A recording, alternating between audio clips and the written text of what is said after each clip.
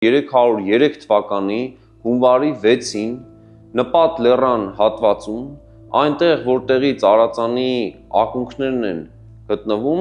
պետք է կատարվեր մկրտություն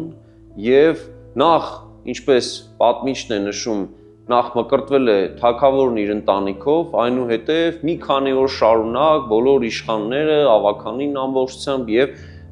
զինվորները եւ ի վերջո սովորական ամբողջ ժողովուրդը մկրտվել են։ Եվ դրանից հետո ամբողջ պետությամբ շարունակվել է վանքերի հիմնադրման գործընթացը եւ տեղի ունեցել նաեւ քրմության մի մասի ինտեգրացիա գործընթացում 36 եպիսկոպոսական աթոռներ են հիմնվել, ինչպես նշում է Ստեփանոս Օրբելյանը, որոնցից 12-ը, ինչպես նշում են 5-րդ դարի մեր պատմիչները, եղել են նախկին քրմապետական եւ քրմական ընտանիքներից։ Եղել են նաև հակառակվողներ, օրինակ Գիսանեի քրմությունը իդեմս Արձան քրմապետի դեմ է գնացել այս գործընթացին եւ նման իրավիճակում թագավորական իշխանության կամքով հարցը լուծվել է ռազմական ճանապարհով, այսինքն բախում է եղել, բայց եկեղեցու մոտեցումը եւ կոնկրետ Գրիգոր Լուսավորիչ առաջին հայրապետի, Գրիգոր առաջին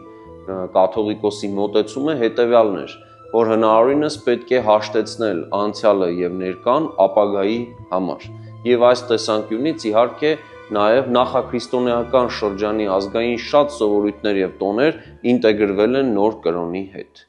Նախագծի գլխավոր գործընկերն է Converse բանկը, ֆինանսական աշխարհի ձեր հուսալի գործընկերը։